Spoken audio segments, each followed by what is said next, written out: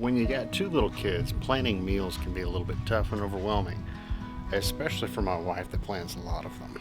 But it does give me an excuse to go outside and use the smoker. When you enjoy spending time with your family the way that I do, cleaning up all the pots and pans involved with cooking a full meal in the kitchen can really take away from the time that you could spend playing with your kids.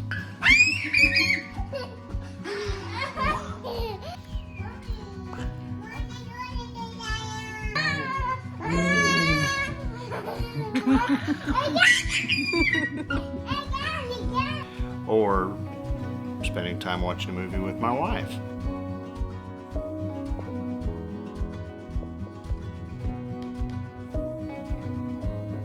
I'll place the recipe in the description below so that you have it as a reference, but the key to smoking meat and having it come out tasting tender and flavorful is marinating it overnight, which I've already done. But you really want to let those acids and things break down some of those tougher fibers in the meat, let that flavor soak in. And the other key to make sure that smoking meat goes well is to use a lower temperature. Sometimes people trying to crank it up and it's just too hot and it's too short, and it'll come up with some really dense tasting meat that's more chewy and not as tender as you want. And because I'm doing a chicken, I'm doing about 250 degrees, and it'll probably take 2.5, maybe 3 hours to get it exactly where I want it. Again, if I were doing another, like a darker meat that's got more cartilage and things like that in it, I would probably aim for 225 and let it go for several hours on end. Plus, when you're outside, nobody questions what you're doing, so grab a break. Smoking and smoking.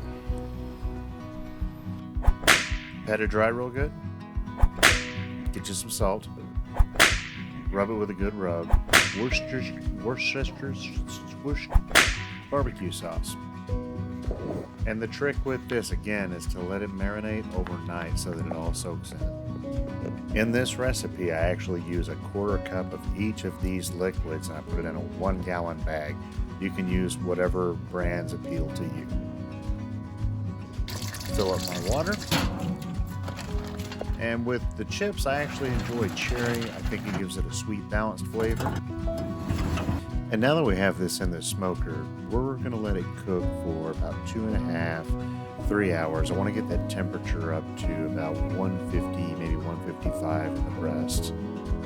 And now that it's been in the smoker for about an hour 45 or so, we've got that temperature of 122, 123. I'm gonna go ahead and pull it out and wrap it in foil so we can use some of that moisture to make sure that skin stays soft.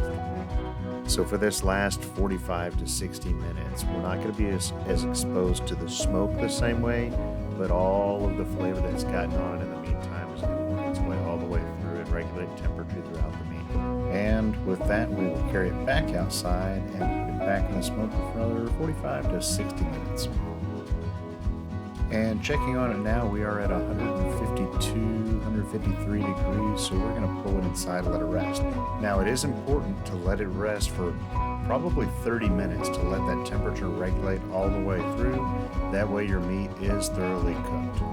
And look at that, 167 degrees. That is beautiful. Love it.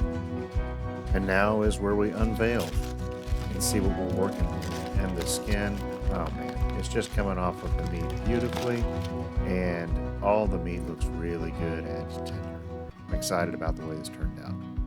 And just giving it a once over, it looks like the meat is pulling apart exactly the way I wanted it to. Again, the key here is just prolonged temperature. Okay, got the dark meat and the white meat pulled off of this. We got plenty of juice to keep everything nice and flavorful, but this turned out great. And my lovely wife did prepare baked potatoes, which is no mess and easy. Now let's get it plated up. And now that dinner is served, we can actually spend time doing what we enjoy, which is spending time with each other. And if you like spending time with your family, check out this kind of disastrous video right here of a fishing trip that I took my daughter with, where most things went wrong.